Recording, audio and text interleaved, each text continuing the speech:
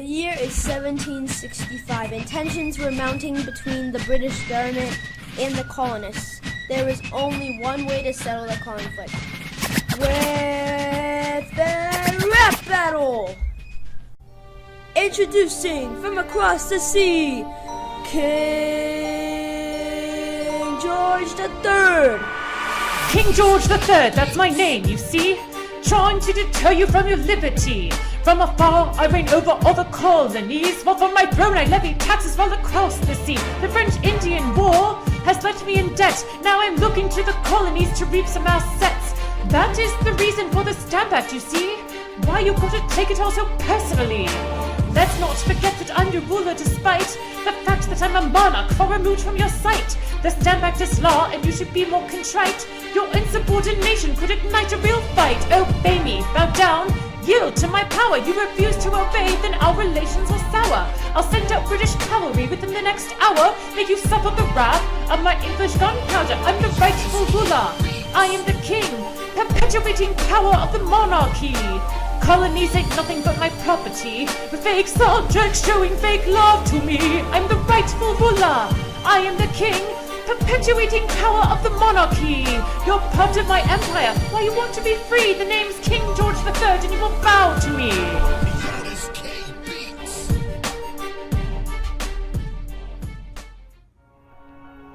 Straight out of Virginia, it's Patrick Henry! H-E-N-R to the Y. The name is Patrick Henry, and I will defy any senseless taxes Britain tries to enforce. I'm through with the attempts at making peaceful discourse. Straight out of Virginia, and I'm full of charisma. A politician discontent with current conditions, bringing settlers to a frenzy with my movement oration. Sparking a movement to create a new nation, relentlessly pursuing liberty with no timidity. The taxes passed by British Parliament have no validity. You're ruling from Britain, got no jurisdiction. The Stamp Act resulted in colonial friction. Your tyranny's ending, a new nation's ascending. Why should we pay for your deficit spending?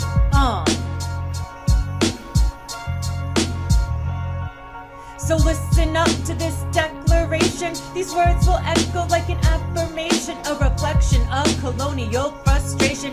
No taxation without representation. So listen up to this declaration. These words will echo like an affirmation, a reflection of colonial frustration.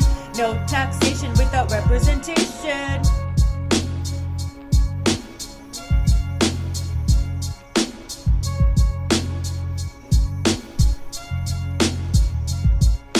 Taxation is brewing with the colonies amassing. We want to have a say in any laws that you are passing. You hear the commotion from across the ocean. We're on the edge of revolution, that's the only solution. So call me daddy, cause I'm a founding father. Spitting rhymes so tight, committing verbal slaughter. I made my point, I'll let you catch your breath.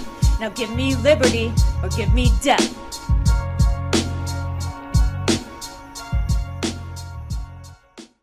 Give it up for George Washington! We're on the brink of war. British troops are preparing to settle the score. Their war anthem is blaring while our continental army's in complete disarray. Made up of militias from every which way. Great Britain is boasting its whole war machine. Meanwhile, the colonist forces are incredibly lean.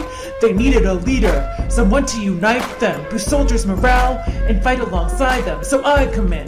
The name's George Washington, equipped with knowledge, the lore from the French-Indian War. I took over the army and led with aplomb. Conditions were treacherous, but I kept my calm. The war raged on, we lost more than we won. The Brits unleashed fury, we were overrun. But I led with courage, maintained my resolve. Even in the face of British assaults. On a dark winter's night, I crossed the Delaware River with shivering soldiers intent to deliver a surprise attack on British forces in Trenton. A pivotal battle, and oh did I mention that the Battle of Trenton turned the tide in our favor. Under my command, we emerged top contender. We rode that momentum till the end of the war. When we were triumphant, our freedom secured. Mount Vernon awaited, I was poised to retire to peaceful farm life after years of gunfire. But the new nation nation's leaders requested my presence as they formed a new government since winning independence. The delegates at the Constitutional Convention chose me to be president with no apprehension.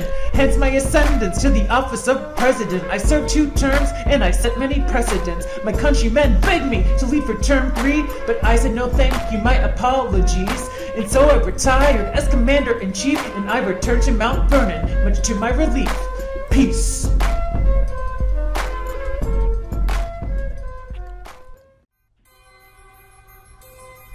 Introducing James Armstead Lafayette!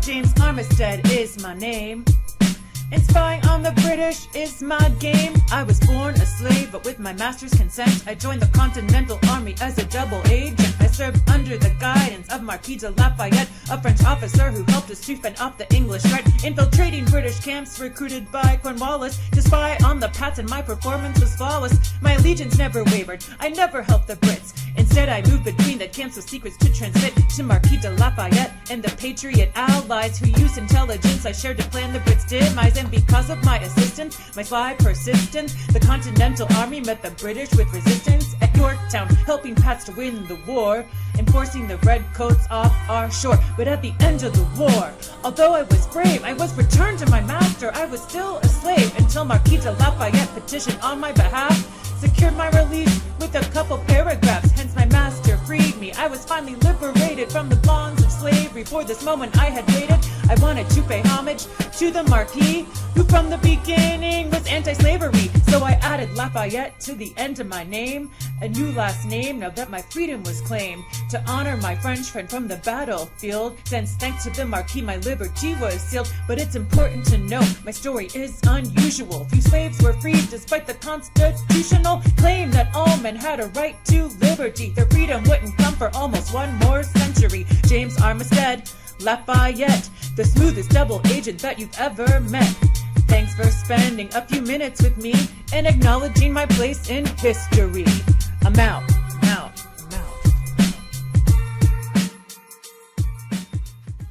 He is very verbose and ready to roast. It's Thomas!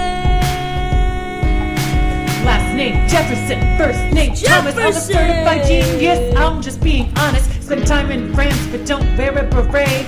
I founded the college known as UVA. I'm a founding father, the principal author of the Declaration which formed our nation. I wrote it in response to Great Britain's mistreatment. Its creation was considered an act of treason. The Declaration of Independence, a document revered and cherished with resplendence. What does it mean? The vocab is dense. I'm gonna break it down for you with little pretense. The first right statesmen are equally created, hence the colonists refuse to be abused or subjugated. Unalienable rights. Now can you picture this? To life, liberty, and the pursuit of happiness. These are basic rights to which all men are entitled. And under Britain's rule, our freedom has been stifled. Protecting its people is the gov's obligation, and if it fails to do so, we can start a new nation. Then comes a list of grievances, that means accusations. A list of Britain's mistreatments that harmed our relations. Here's a few highlights from our list of complaints. I'm gonna share them with you now with little restraint. The king removed our reps from their position for voicing their concerns and sharing their opposition, unilaterally dissolving our state legislature. An action like that reflects the king's true nature. British troops faced no accountability. They could mistreat our people without fear of culpability, committing crimes against us without ever giving cause, because the king refused to subject them to our laws. You're forcing us to quarter your troops. Yet another reason that we're staging a coup. We have our own mouths to feed. We won't obey nor concede. We can deny you entrance to our property. We're fed up with the British occupation. Redcoats' presence on our land is compounding our frustration. You don't need to be here in times of peace. So peace out, get out, desist and cease. We force our people out to sea. Enlisted with the British Navy, potentially bearing arms against our neighbors and friends. With my declaration, this injustice ends. We're subject to laws you've implemented, but when these laws were passed, we weren't even represented. You denied us input in self-governance. Now we've had it with King George III's obstinance. We tried to reconcile, to reach a compromise, but the king refused to budge, so now we mobilize. We signed this declaration, an act of defiance. Now liberty is ours. You have lost our compliance.